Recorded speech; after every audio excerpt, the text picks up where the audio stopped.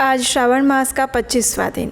बस कुछ ही समय में भगवान शिव को प्रिय ऐसा ये श्रावण मास समाप्त हो जाएगा। इन अंतिम दिनों में आइए भगवान शिव की अधिक से अधिक पूजा आराधना, तपस्या, नाम जप और उनके स्मरण से उन्हें प्रसन्न करने का प्रयास करते हैं। और इसी प्रयास के भाग स्वरूप आइए आज की श्रावण मास महात्म्य कथा का श्रवण करते हैं। ईश्वर ने कहा, हे मुनि श्रेष्ठ, अब मैं उत्तम पिठोरी व्रत का वर्णन करूंगा। सभी संपदाओं को प्रदान करने वाला ये व्रत श्रावण मास की अमावस्या के दिन किया जाता है। जो ये घर है वो सभी वस्तु मात्र का अधिष्ठान है, इसलिए इसे पीठ कहा गया है और पूजन में वस्तु मात्र के समूह को आर कहते हैं। अतः हे मुनीश्वर, इस व्रत का नाम पिठोर है। अब मैं उसकी विधि सुनाता हूँ, ध्यान से सुनिए। भीत दीवार को ताम्र वर्ण, कृष्ण वर्ण और श्वेत वर्ण धातु से पोत करके बुद्धिमान को चाहिए कि यदि ताम्र वर्ण से पोता गया हो तो पीले रंग से, कृष्ण वर्ण पर श्वेत रंग से अथवा श्वेत वर्ण पर कृष्ण वर्ण से चित्र बनाए अथवा श्वेत पीत से, लाल से, काले या हरे वर्ण से चित्र बनाए। मध्य में पार्वती सहित शिव की मूर्ति अथवा शिवलिंग को बनाकर विस्तीर्ण भीत पर संसार की अनेक चीजों को चित्रित करें। चतुशाला सहित पाकालय यानी कि रसोई घर, देवालय, शयनागार, 7 खजाने, स्त्रियों का अंतःपुर जो महलों और अट्टालिकाओं से सुशोभित और शाल के वृक्षों से मंडित हो, चूने आदि से दृढ़ता से बंधे पाषाणों और ईंटों से सुशोभित हो और जिसमें विचित्र दरवाजे, छत और क्रीड़ा स्थान हो, इन सब को चित्रित करें।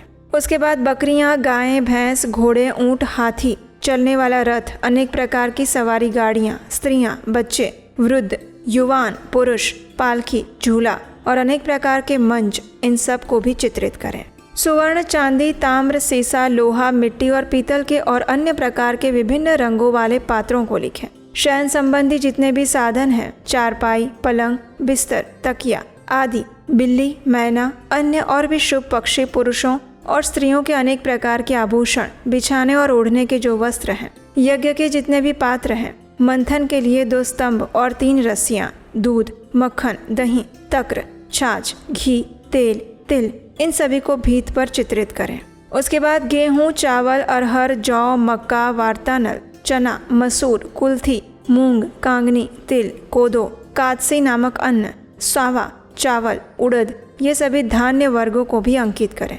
सिल, लोढ़ा, चूल्हा, झाड़ू, पुरुषों और स्त्रियों के सभी वस्त्र, बांस और तृण के बने हुए सूप आदि, ओखली, मूसल, गेहूं आदि पीसने और अरहर आदि दलने के लिए, 2 यंत्र, चाकी और दरैता, पंखा, चवर, छत्र, जूता, 2 खड़ाऊ, दासी, दास, नौकर, पोष्य वर्ग, तृण आदि पशुओं का आहार, धनुष, बाण, शतघ्नि, खड्ग, भाला, शक्ति, बर्छी, ढाल, पाश, अंकुश, गदा, त्रिशूल, भिंदीपाल, तोमर, मुदगर, फरसा, पट्टिश, भुषुंडी, परिघ, चक्र यंत्र आदि, जल यंत्र, दावात, लेखनी, पुस्तक, सभी प्रकार के फल, छुरी, कतरनी, अनेक प्रकार के पुष्प, बिल्वपत्र, तुलसी दल, मशाल दीपक और दीवट आदि उनके साधन, अनेक विध खाने योग्य शाक और पकवानों के जितने भी प्रकार हैं, उन सबको वहाँ पर अंकित करें और साथ ही जो वस्तुएं यहाँ नहीं कही गई है उन सबको भी भीत पर चित्रित करें।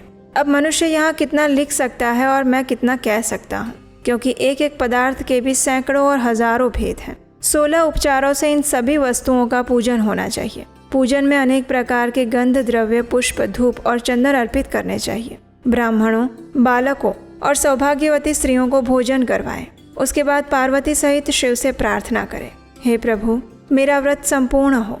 हे सांब शिव, हे दया सागर, हे गिरीश, हे चंद्रशेखर, इस व्रत से प्रसन्न होकर आप हमारे मनोरथ पूर्ण कीजिए। इस प्रकार 5 वर्ष तक व्रत करने के बाद उद्यापन करना चाहिए।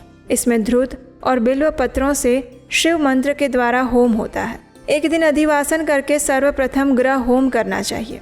आहुति की संख्या 1008 अथवा 108 होनी चाहिए। हे वत्स, तत्पश्चात आचार्य की पूजा करें और भूयसी दक्षिणा दें। इसके बाद बुद्धिमान को चाहिए कि इष्ट बंधुजनों, परिवार के साथ स्वयं भोजन करें। इस प्रकार विधान किए जाने पर मनुष्य सभी कामनाओं को प्राप्त कर लेता है। इस लोक में जो जो वस्तुएं उसे परम अभिष्ट होती हैं, उन सबको वो पा लेता है। हे वत्स, मैंने आपसे इस उत्तम पिठोरी व्रत का वर्णन कर दिया। इस व्रत के समान सभी मनोरथों और समृद्धियों को प्रदान करने वाला और शिवजी की प्रसन्नता करने वाला और कोई व्रत नहीं है। मनुष्य इस व्रत में भीत पर जो जो वस्तुएं चित्रित करता है उसको वो निश्चित रूप से प्राप्त कर लेता है। और इसके साथ ही स्कंद पुराण अंतर्गत ईश्वर सनत कुमार संवाद में श्रावण मास महात्म्य में अमावस्या में पिठोरी व्रत कथन नामक 25वां अध्याय पूर्ण हुआ। और इसके साथ ही हमारी आज की श्रावण मास महात्म्य कथा को यहीं पर विराम देते हैं। इस कथा की अगली कड़ी के साथ हम आपसे मिलेंगे कल प्रातःकाल आपके अपने चैनल उपदेशाष्टकम पर। हरे कृष्ण।